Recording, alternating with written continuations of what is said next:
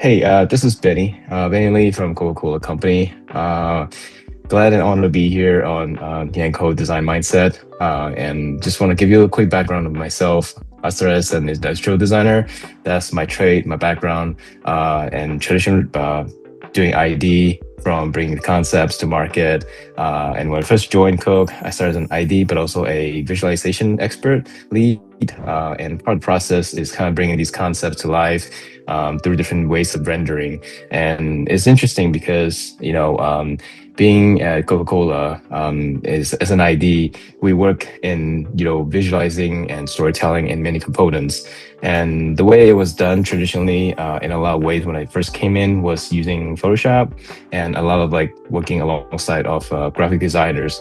So I find it really quite an honor and a pleasure that I was able to bring 3D renderings into the practice here. And storytelling as an ID, is important because it's all about bringing this visual alignment of the, actual product when you're trying to get a buy-in to sell in, right?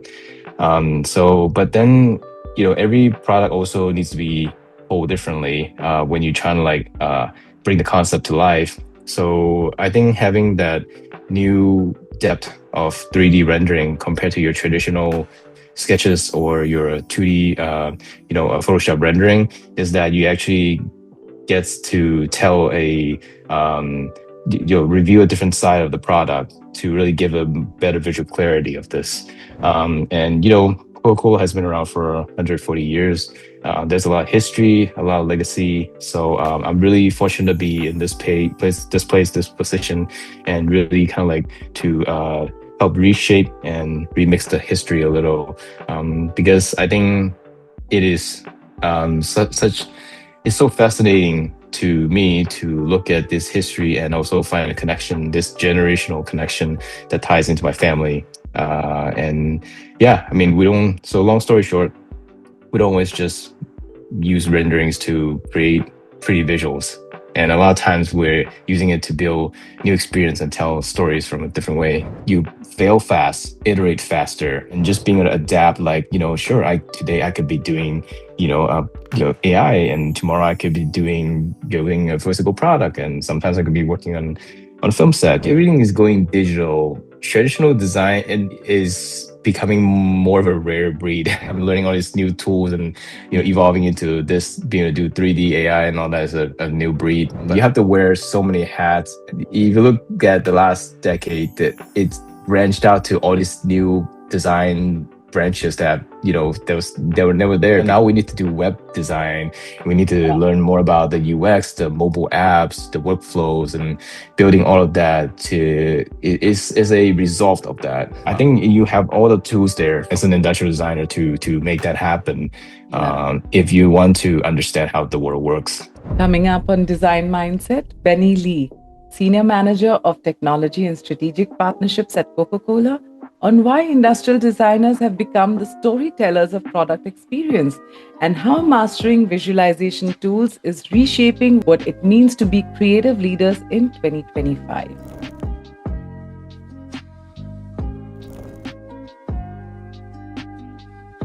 Hey everyone, welcome back to Design Mindset. I'm Radhika Seth. Today's episode is brought to us by Keyshot, a 3D rendering and visualization software trusted by product designers worldwide. Feel free to go and try it at keyshot.com/mindset. Today's conversation is something that's been fascinating. The job of industrial designer sounds the same as it did 20 years ago, but the actual work, it's completely transformed. We're talking about designers who've gone from focusing purely on form and function to becoming experienced architects, digital storytellers, and visualization masters. My guest today is the living proof and the evolution of this every single day. Benny Lee led 3D capabilities at Coca-Cola Company, a brand with almost 140 years of history, and he's helping navigate the digital future. He's worked across everything from lifestyle accessories to consumer electronics to concept work for feature films. But what really intrigues me is how he's using tools like Keyshot Studio not just for final renderings, but as thinking tools throughout the design process. For someone who's described himself as obsessed with beautiful and functional concepts, Benny represents this new breed of industrial designers who think in pixels as much as plastic, who designs experiences before objects, and who's redefining what creative leadership looks like in our increasingly digital world. Benny, welcome to Design Mindset and thank you for taking time from your work at Coke to dive into this with me. So, Benny, I want to start with something I'm genuinely curious about. When you tell people you're an industrial designer at the Coca-Cola Company, what do they think you do versus what you actually spend your time doing? Yeah, that's an interesting question because for two reasons. One, most people don't always associate ID with Coca-Cola. They think of it as, oh, you work at Coca-Cola as a designer. Do you design the packaging? So they associate us with graphic designers. And for those who are more familiar with ID or similar to that, they'll usually associate that with product designer, which isn't quite the same. Industrial designers, we consider mass production as kind of the end goal, versus product designer could be, creating apps and one-offs. So that's also interesting to a lot of people as I start showing the portfolio, the work that I've done over there. I remember my first, I presented as a keynote speaker at the Keyshot World, and I showed the work I've done over the years. And most people, everyone almost came to me and said, "Wow, I didn't know there's so much use cases for ID at Coca-Cola, let alone like the amount of visualization. And most importantly, you're using in ways that we didn't think is meant for." Yeah. Wow, that's fascinating. You've talked about how industrial designers are becoming storytellers. Walk me through what actually looks like in practice. Are you designing the story first or the product first? Well, that's kind of the intent, right? If you think about it, industrial designers are inherently storytellers first, and they have to by trade. In school, we were taught to in many different mediums, many different practices. We had to learn to sketch, whether you become a good sketcher or not. You had to learn how to 3D model, 3D render, and find a way to build prototypes. So that's a bit both digitally and physically. And but if you click down, those are all in the spirit of trying to tell a story, trying to convey what this product does, and that's through a lot of different like nuances of details you can learn to do that. Like you say, oh, for something that needs to be have a call to action, you have to have a feature there so people know inherently like this is where you put your thumb, this is where you do this. And it was the same with the visualization too, right? You find a way, you use a combination of textures, material properties, lighting, to kind of like let people know what type of product this is, whether it's playful, Mhm. drama, something serious, a tech, or something lifestyle, right? And yeah, that's the end result, is what we're trying to ship. And the best part is that if you do it right, you don't need to be there to tell the story. It should be able to tell the story by itself with whether it's a render or product. Ah, it's like in advertising. If you need to explain the ad, then you've not done the job. So I guess that's Yeah, key for communication, whether it's visualization or storytelling. So you've yeah. used, so you're using Keyshot Studio, who's also our sponsor today, but not just for the final pretty pictures. How has real-time visualization changed your actual creative process? Um, I think it's a lot of times unlocking the capacity and building higher sophistication, creative sophistication. The in the when I first learned about Keyshot or any kind of rendering programs, the idea that was sold to me is to, well, have a cat model, have a 3D model, and then you render it out, and then you put on there as like a KV, a K visual, a hero image. Then you go about it. This is what you need to sell. But what I started doing is that, well, I sketch. I'm not the greatest sketcher. I build prototypes. I'm not the best at that. And also, not to mention the lack of resources sometimes to have access to machineries, a shop, and also a lot of various things that may not have access to CAD model, or I may not even have time to build that out. But I can easily grab a model and I can quickly storyboard that out and do a concept, whether it's for my own sake of understanding if this product would look right, or sometimes maybe just get an idea from someone else to say, hey, it's very crude. This is kind of what I'm thinking. And you can use a combination of rendering or animation to be like, this is kind of how it's going to move, and this is kind of how it's open, and that usually gets a lot of visual alignment from people right away. Like, I see how this works now. That's completely not what I thought it would. It works. Um, and not to mention, sometimes you can move that beyond the product space. I've actually used that to create a make to create a, to help us make a really important decision for an architectural space. It was in the Atlanta High Museum of Art when we needed to create an installation of these 1,000 3D printed Coca-Cola bottles. And they had no idea how many bottles it would need and how it would fit into space.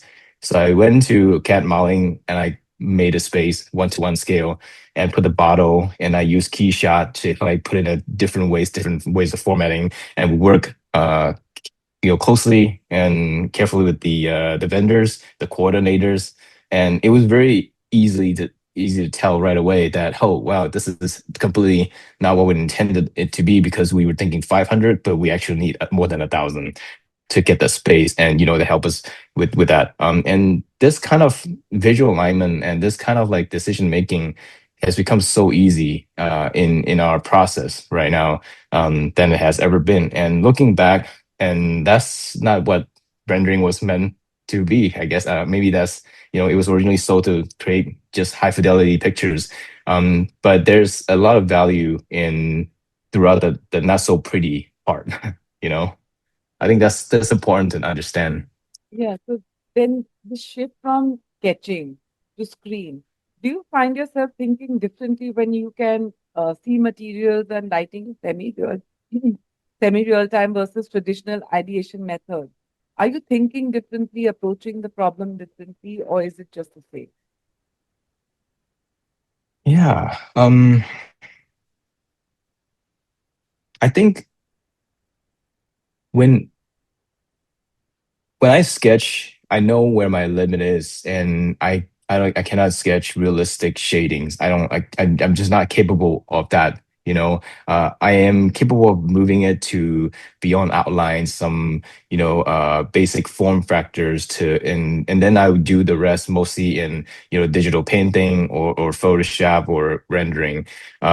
So I think that's really helpful when it comes to you know um understanding how I can best use and leverage the tools at my disposal, like the Keyshot or rendering program that can create these like realistic textures, Hmm. right? And we can pull that into it, and we can use a combination of lighting to help understand if this is a little bit more than what expected. Does it need to be gloss or matte textures? I think that helped a lot. It's kind of helped, being interchangeable, knowing when to use what. It's the new mindset that I have. So I always try to like bounce between, like it's I sketch. I do everything starting from sketching. I do loose sketching from a doodle on a real medium paper, and then I go into iPad. I start doing a little bit of like digital painting, sketching, and then I move on to CAD modeling, something enough where I can render and get the idea fast. And this kind of like, fast iterations, I feel like it's only gotten faster and better over the years, because how accessible it is for us to have these tools at our disposal right now. And not to mention, I came from like photography background. I used to shoot a lot, so I think it's how how cool that we can apply the same principles, because photography is about understanding the lighting to tell a story, and I was able to constantly reuse that same disciplines I have on lighting subjects to lighting objects.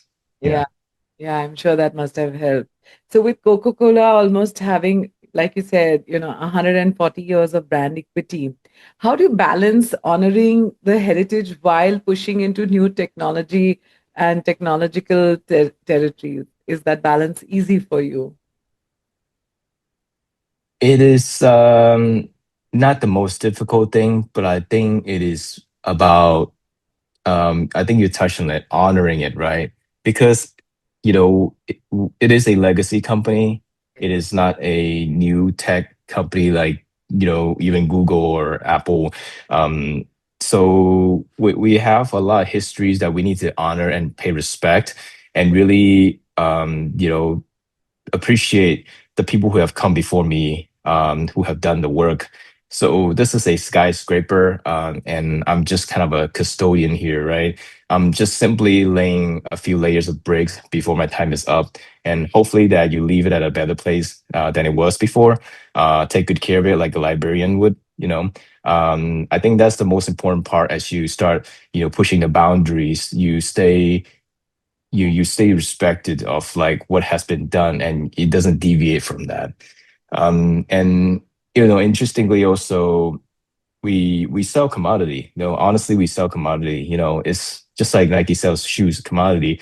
But and also our product doesn't change. It hasn't really changed for 140 years. That's really the thing that always blows my mind is that how's a company that's been around for 140 years that doesn't really change its product or formula still stay relevant. And what we realize is that if our product doesn't change, we can literally change everything around it. And the idea is that we will change all the technology, all the ways of serving it, and to serve this product perfectly, to retell the same story of this product. And whereas like certain industries like automotives or smartphones, they have to update their products every year or two. Correct. We have the pleasure of just not doing that, but we can move and adapt with the space around us. Like we've done when metaverse was a thing, we did that. NFT, sure. Experiential design, any kind of new tech. Let's see what we can do with it. AI, sure. Let's you see that how it can tell a different story. That kind of helps build a relationship and connections with newer generations Yeah. because we realize that people always want to have they have an appetite for something new, something kind of a new way of experiencing things. Yeah. Yeah. Yeah, that's so beautiful. I take away from this two very key words that you have used. One is custodian, that you're a custodian of the brand, and then how you gave the analogy of being a librarian, taking care of the books or taking care of the legacy. That's so beautiful the way you put it across. So Yeah. you've worked across consumer electronics, lifestyle, and even film concept work. How does the industrial designer's role change, depending on the scale and context that you're working in for? um Consumer electronics lifestyle, I would say with consumer electronics or lifestyles, this disregarding that, maybe one has more tech within. Mm, The end goal is very much of the traditional route of ID of taking it to mass production, right? Which is what I've done prior to Coke, and it was really enjoyable to be able to own that end-to-end process mm, and really apply every discipline you have done and learned in school. From sketching to 3D modeling, rendering, and then project managing the whole thing and working with the factories to getting the golden samples. mm, Same thing with lifestyle. Whereas concept work for the films, which I've done some for the Avengers, mm, Avengers Endgame and Infinity War, and that was very interesting because they wanted something that can be made because they were working heavily with the 3D concept artists. mm, Um, and they don't use your traditional modeling tools. They use something like ZBrush sculpting, and they create something that's wow, like beautiful. mm. But they have no idea how this would be made. They had to pull in an engineer type of person to come in and redo the work in a way, or reskin the whole thing and copy it in a way, and or just make it realistic. It's a really classic concept of example of a concept car. You see the Detroit show, like, wow, this looks amazing. I have no idea this could do that, but it's not safe for road. And when you see the mass production, you're like, what happened to that thing? It's a little bit of fine line balance there. So with electronics and lifestyle products it come very naturally.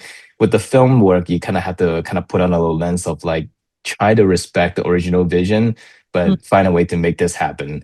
But the best part in a way is that you don't have to mass produce that because it's usually one or two offs, and if it breaks, they'll make another one just for the film, and then they'll probably throw it away or discard it at some point. So there's a little bit of, I would say the keyword is scalability, really. You know, one is scalable and one is not so scalable. Hmm. Got it. Got it. So, looking at the designers that are coming up now, they're expected to understand AR, motion graphics, social media aesthetics, manufacturing. If you ask me, that's really overwhelming because every day something new is being added into their understanding. And by the time they graduate, something that they probably learned 4 years ago is already redundant. So, that's very overwhelming. How do you think building, and this expanded skill set that is required by the designers? So, what is your take on it? It's a lot, right? I struggle with that a lot because I spent a good amount of my early career years after school, constantly trying to refine my skills. And there's still people doing it, for the rest of the career, and they really enjoy that. But things are moving fast and getting faster. And what I'm learning today took them, it took me like 4 years. It took them a year at school because I revisited my Georgia Tech, my school at the time, and they have all these new labs and new courses that I've never seen or heard of. They have UI UX now, Mm. and they teach you how to build electronics PCB, and not to mention they're teaching you probably AI, and Mm. having all this full access to a Yeah. slew of tools that I had to buy at some point.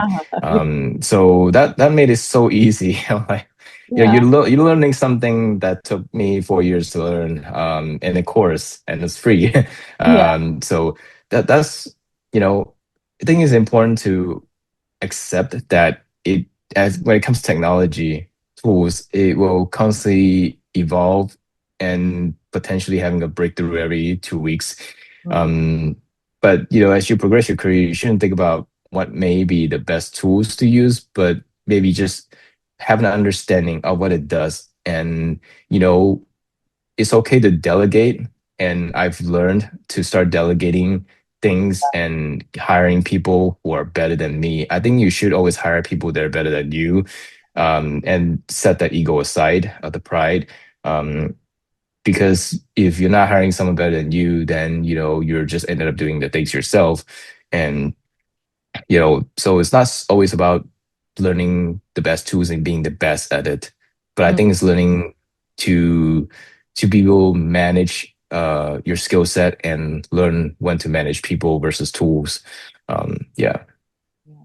So then, what according to you would be that one thing about traditional industrial design that's becoming more important and not less as everything goes digital? So, what would be that one traditional thing that you think is still important and relevant?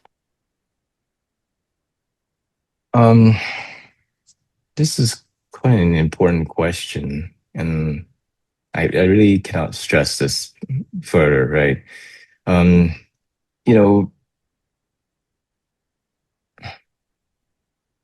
everything is going digital, Mhm. but and we're seeing, you know every practice has their own version why their practice is important, every discipline. um and traditional design and ID is becoming more of a rare breed. Interestingly, I know that, like you saying, is a rare breed that Ah, ID is, this new ID become learning all these new tools and new evolving into this being able to do 3D AI and all that is a new breed. But I would say traditional IDs become almost like extinct at some point. You have to wear so many hats, and if you look at the last decade, that it's branched out to all these new design branches that they were never there because there was never a UI UX UI designer before because screen wasn't as big, it wasn't as yeah, common. And then as things becoming more the black mirror that we know of, then you start seeing, oh yeah, now we need to do web design. We need to learn more about the UX, the mobile apps, the workflows, and building all of that is a result of that. So yeah, what is one thing that's becoming more important? I think the main thing is to learn to adapt, really. hmm. I would say that's looking back at my career journey. I would never, if you told me 10 years ago, I like what I'm doing today, I'm like that's why would I do that? Like I love ID so much that I don't see myself doing anything other than that, like just even like, oh, looking at like, Yanko blogs and other blogs, and just always like on my lunchtime getting inspired back in school, and just like, oh, this is my life and I love products. I love to make stuff. I like to draw stuff, products.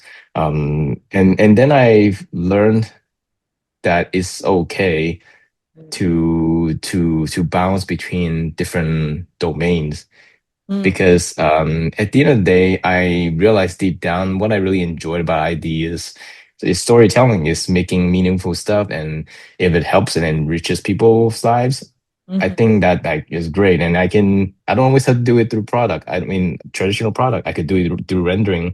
I Yeah. could do it through, could be an app, could be something I make, and it could be even just some kind of like AI prompted stuff. It is somehow help something, or even a metaverse, a brand new experience, AR, VR, stuff like that. I would say be trying to get new, not to get too attached to what you think it is, that you lose sight of what you can become. Mm. True. Very wise. So, this brings us to the most fun part of our conversation, the design mindset challenge. I have a hypothetical situation for you, and I'd like to know your 2 cents on how you would solve for this. All right. So, Okay. here we go. You're consulting for a startup that's launching their first consumer electronic product. And they've got solid engineering, but their marketing team wants to photograph prototypes for their pre-orders in 2 weeks. The physical prototypes look rough, and the tooling won't be ready for months, but they need to start building the buzz now. The founders are old school and think, fake renderings will hurt credibility. And you have Keyshot Studio and 2 weeks to change their mind. What will your approach? Well, I mean, I would ask them a question right up front and say, well, you want to take photographs, right? But do you retouch? Does retouch make it less real?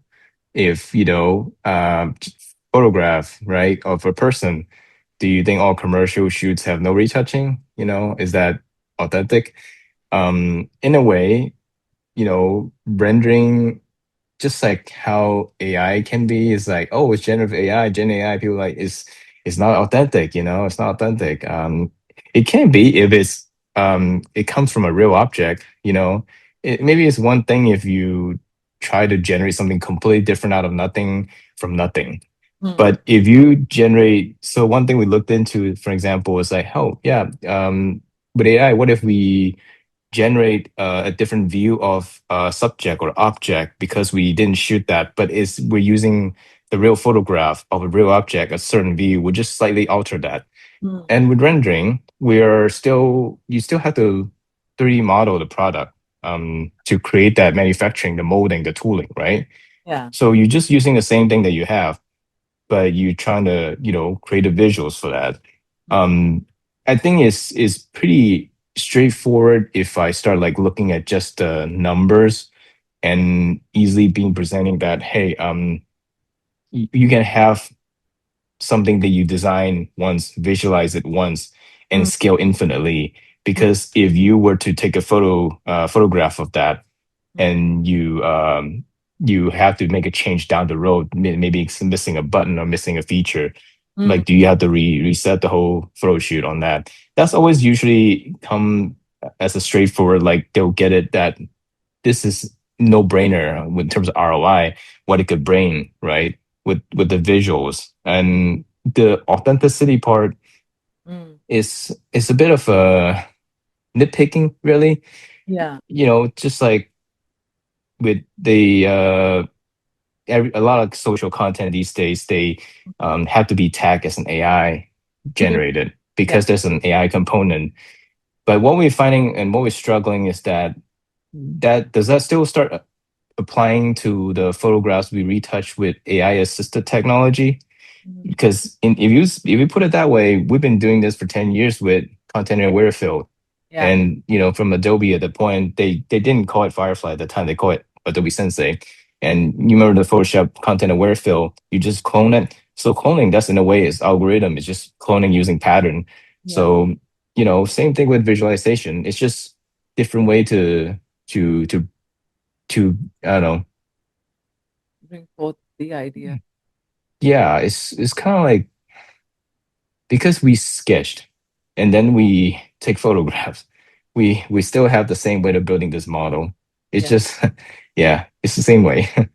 I just love the way you think about it. It really shows how visualization isn't just about the final image that you're doing, it's about enabling better decision making throughout the process. So, thank you for that answer.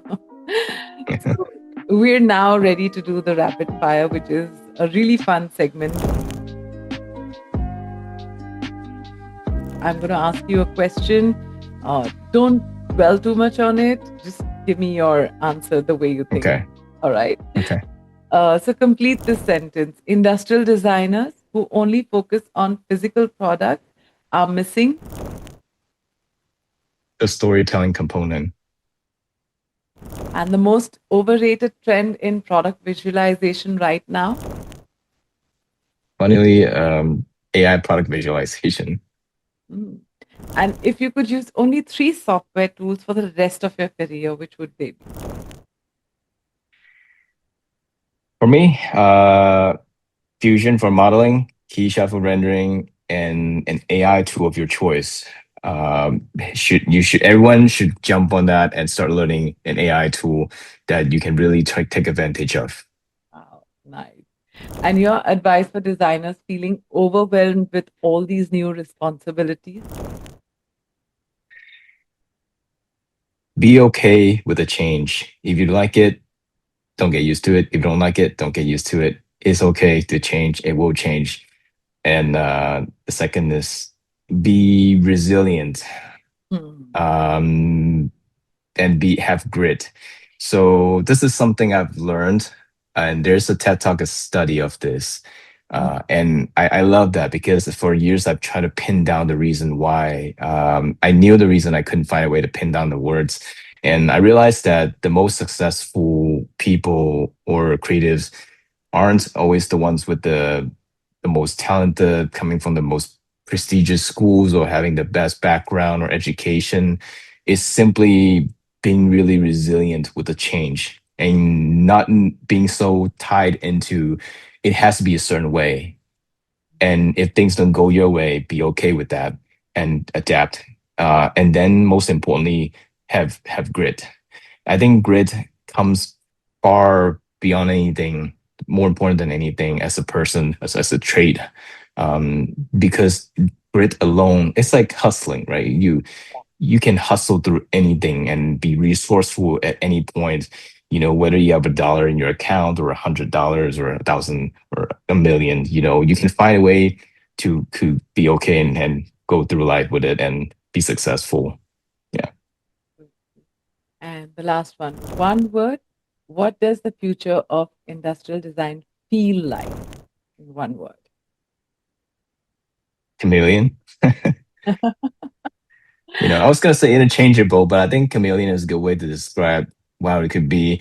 And I think in every practice, I'm pretty sure have their own way of justifying or find a way to talk about their practice beautifully. For me, I think it's so cool and beautiful that industrial design is a combination of it's a way of explain how the world works in a way. You have all the tools at your disposal, and you were taught to codify the world around you in a way that, hey, I can understand what the pain point is. You learn to empathize, Yeah, and then you learn to problem solve, and yeah, you think like a designer, and you fail fast, iterate faster, yeah, and then it's that kind of like mindset of like what I'm talking about, like with being resilient to change, having grit, and just being able to adapt. Like, sure, I today I could be doing, AI, and tomorrow I could be building a physical product, and sometimes I could be working on a film set. I think you have all the tools there from an industrial designer, as an industrial designer, to make that happen, yeah. if you want to understand how the world works. Truly, truly. Benny, this has been such an eye opening conversation. And what strikes me most is how you've shown that technology hasn't replaced design think, it's amplified it. And that successful designers aren't the ones with the most technical skills, but the ones who understand how to use those tools to think faster, to communicate clearer, and make better decisions. And for everyone listening, you can see Benny's work at bennyleedesign.com and follow him on Instagram, Benny Lee Design, and see the digital first design process in action. The key insight that I'm taking away from today is that we're not just designing objects anymore. We're designing experiences, stories, the entire system. The industrial designer's role hasn't just evolved, it's exploded into something more influential and complex. Thanks for being so generous with your insights, Benny. This conversation is exactly what design mindset is all about. Understanding not just what design looks like or how it's changing, and what's that mean for all of us.